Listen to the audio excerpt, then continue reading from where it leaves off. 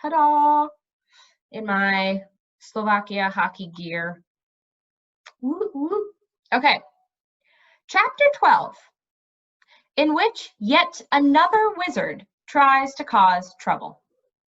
A reminder that if you want to draw or something like that during this time, you totally can, because I know that it's hard to sit and pay attention to a read aloud sometimes, okay?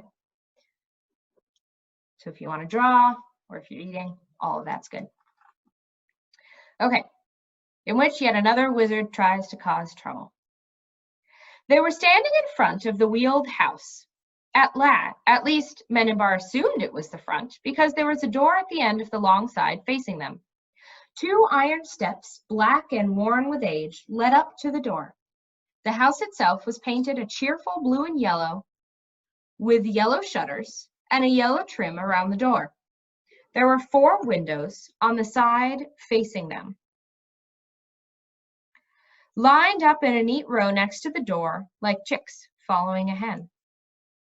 The roof above the windows was low but not quite flat, and covered with wooden shingles that looked brand new. There were 4 pairs of wheels too, the rims painted blue to match the house, and the spokes painted yellow to match the shutters. A beautifully lettered sign on a stick had been pounded into the ground outside the door. "Ask about our low prices." Mendenbar looked at Simmerine. Simmerine looked from Mendenbar to the wheeled house to Telemain. "Don't do that again without asking first," she said to the magician. "I thought you'd be pleased," Telemain said. "Look at all the time we've saved." "Asking doesn't take much time." "Where are we exactly?" Mendenbar put in before they could start arguing. "And what's that?"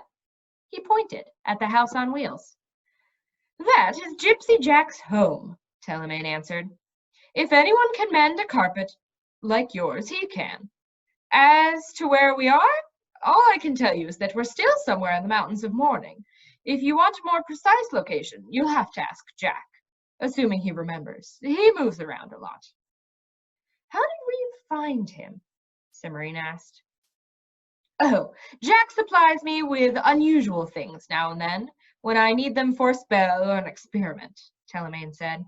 "I pay him by enchanting his house for him. Any good magician can find his own spells." "Enchanting his house?" Mendenbar said. "You mean to keep ogres and things from bothering it, in the way you did Herman's?" Telemain shook his head. "I offered, but Jack wasn't interested. He has his own way of discouraging unpleasant company. No, he wanted a spell to keep the paint from fading." "Why does he need you to put spells on his house?" Simmerine asked. "Jack isn't a magician," Telemain said. "He does a little bit of everything. Smithing, gardening, music, tailoring, pretty much any trade you can think of. For example, he designed and built his own house. He has a rare knack for patching up a spell that's wearing thin. But he can't set up a complex enchantment on his own. That's why he deals with me." One of the windows scraped open and a head poked out. "Yo, you gonna stand there all night and maybe get eaten by a dragon? Not that I would dream of interfering with your plans, but if a quick exit is what you want, I've got a dozen faster ways, all very cheap." "Oh, Jack," Telemain called, "I've brought you some customers." "Customers? Why didn't you say so? I'll be right out." The head vanished and the window screeched closed. "Customers?" Simmerine said, looking at Telemain. "You want your carpet fixed, don't you? Jack can—" The door of the house flew open with a bang, and a large man leaped over the steps and landed in front of them. He had a thick black mustache, long black hair, bright black eyes, and a wide white grin. Pushing a soft baggy cap from his forehead, he bowed deeply. "Welcome to my home, friends of Telemain," he boomed. "And very welcome you are. What's the problem?" "A little difficulty with transportation, Jack," Telemain said, before Mendenbar and Simmerine had quite recovered from the man's abrupt appearance. "We were hoping you could help. No trouble. What do you need? Shoes? I got a barrel full. Sandals, clogs, dancing shoes, walking shoes, horseshoes. His voice trailed off while he looked hopefully at Telemain. Nothing is simple, Telemain said. The difficulty is magical in nature. Ah, you want 7 league boots? Well, you're in luck. A pair of them just came in this morning. They're all practically brand new. Hardly seen any use at all. Or there's a swell pair of ruby slippers that's perfect for the lady. I'll throw in a magic belt that goes with it for free. Or, no, Jack, Telemain interrupted. The problem is with this. He stepped aside and let Jack get a good look at the magic carpet. Jack's eyes narrowed into slits of concentration. He stepped forward and studied the carpet, then paced around it, much as Telemain had done earlier. No kidding, he said at last. That's carpet's a problem. All right, it is. Can you fix it? Cimmerian asked. Sure, give me a week and she'll be good as new. A week? Cimmerian looked at him in dismay. Can't you fix it any faster than that? Jack spread his hands out and shrugged.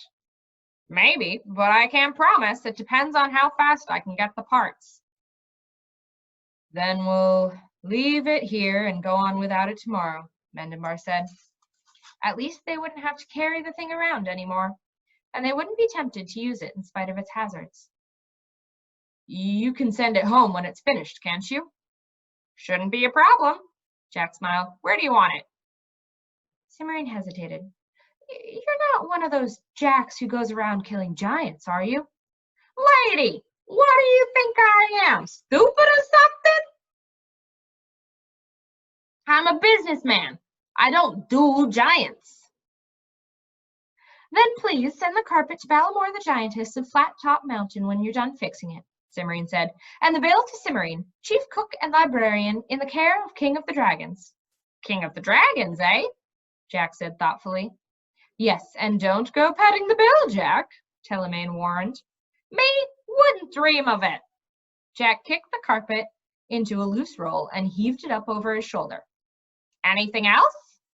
Is there a safe place where we can spend the night? Mendenbar asked. Sure, Jack said. He balanced the carpet on one hand and jerked the thumb of the other at the blue and yellow house on wheels.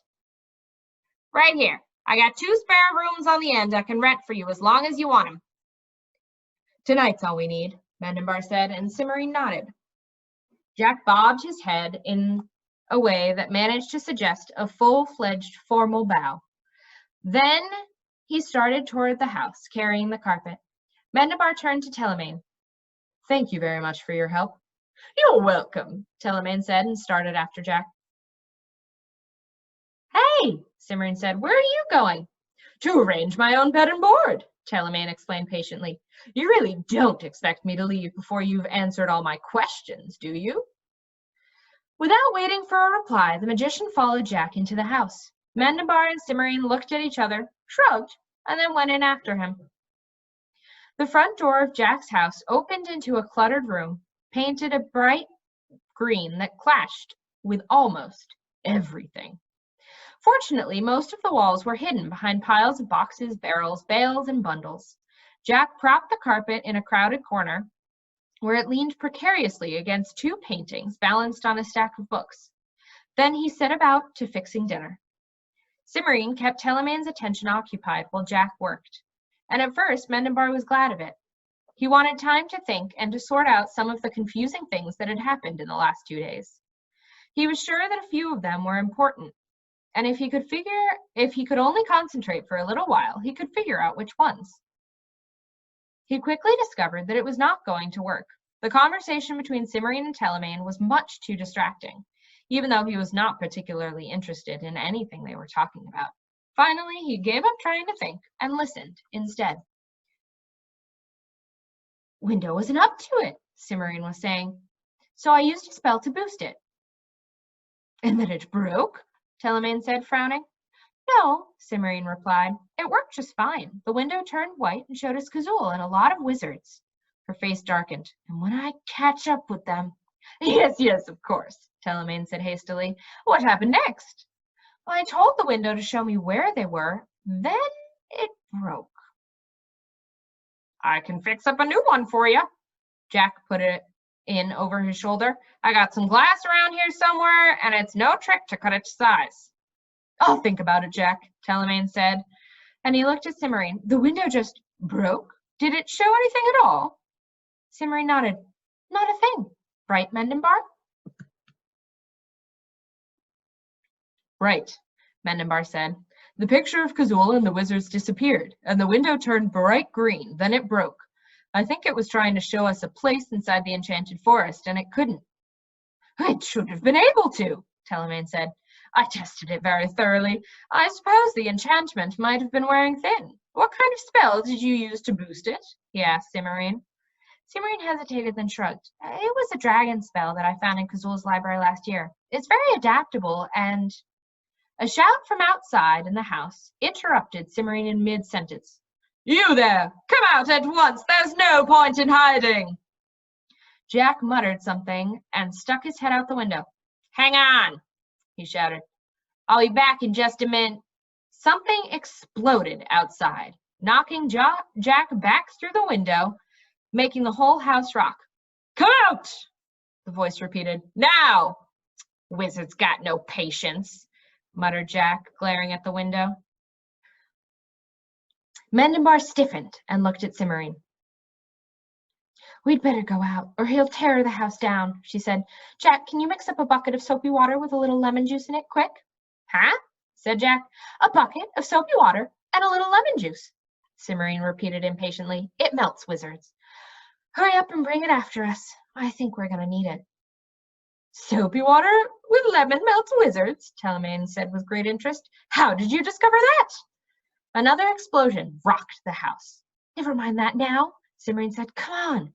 She pushed the door open and darted out. With a muttered curse, Mendenbar followed. He remembered the steps just in time to jump over them instead of tripping. As he landed, he dodged to one side and pulled out his sword. Only then did he stop to look around. Cimmerian stood with her back against the house, watching the wizard warily. The wizard was very easy to see, even though it was now quite dark, because he was glowing as brightly as a bonfire. He was taller than the wizard who had invaded Cimmerian's cave, and he wore red robes instead of blue-brown. But his staff was the same dark polished wood, and his sandy beard was just as long and scraggly. Mendenbar wondered irreverently whether the Society of Wizards had a rule against its members trimming their beards.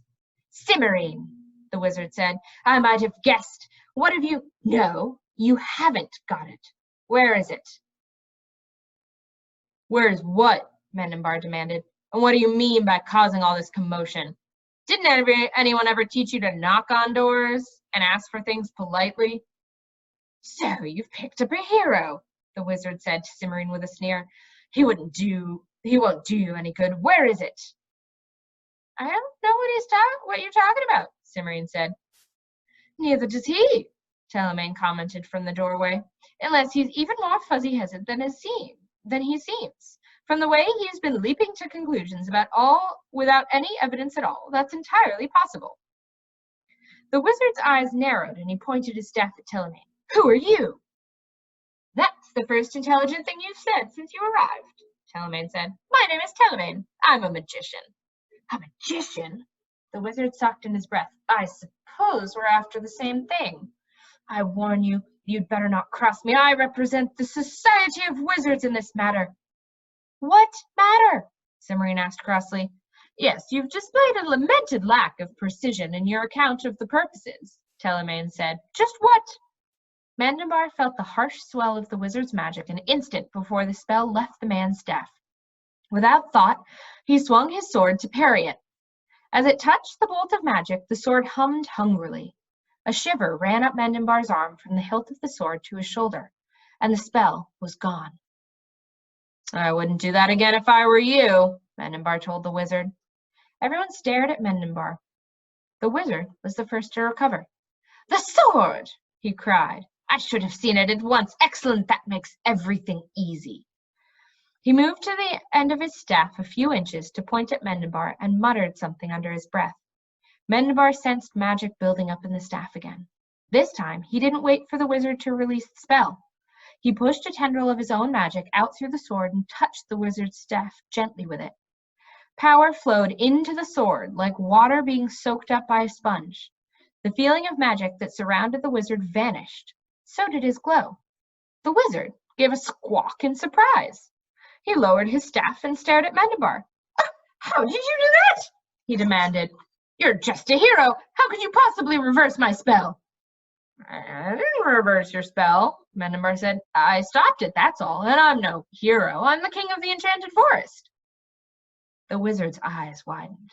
Certainly the man was going to try another spell. So Mendenbar reached out with the sword's magic, hoping to stop him before he could properly begin, but he wasn't quite fast enough. As the thread of the sword's magic wrapped themselves around the wizard's staff, the wizard disappeared. There was a moment of silence. "Mendenbar, what did you do?" Cimmerian said at last. "Nothing," Mendenbar said. "I wasn't quick enough. I'm sorry. I should have expected him to try to get away." Telemain walked over to where the wizard had been standing. "Interesting," he muttered. "Very interesting. Ah!" He bent over, and when he straightened, he was holding the wizard's staff in one hand.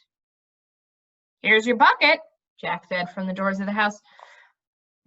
"What's all this about wizards?" "It doesn't matter now anyway," Cimmerian said. "He's gone." "Then you won't be needing this," Jack said, lifting the bucket. "Don't throw it out," Mendenbar said hastily. "We might want it later, unless he comes back."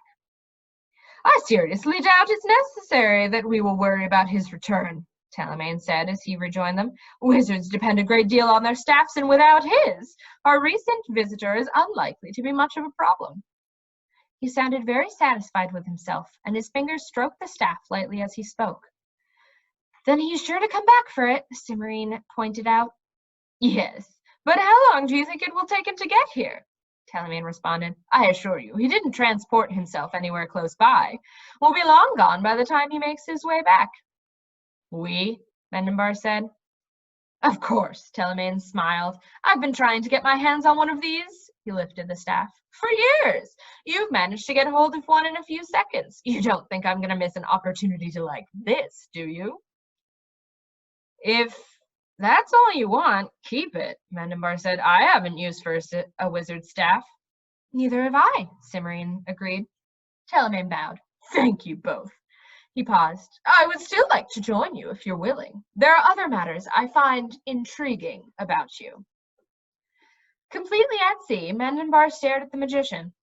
Cimmerian sighed. "Mendenbar, your sword is at it again, worse than ever." "I'll bet that's what he means." "Oh." Mendenbar put his sword back in its sheath and inspected Telemain for a moment. The magician was still something of a puzzle, but he'd been very helpful so far, and it was clear from the wizard's behavior that magicians and wizards did not get along, which was another point in Telemain's favor. "I can't promise that I'll let you study my sword, but it's all right if you come along with us." He glanced at Cimmerian. "It's fine with me too," Cimmerian said. "But you'd better hear the whole story before you make up your mind. You might not want to come with us after all that."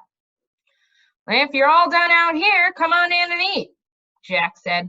"Supper's ready. And if you're sure there won't be any more wizards, I'll just use this water for the dishes afterward." And that's the end of the chapter.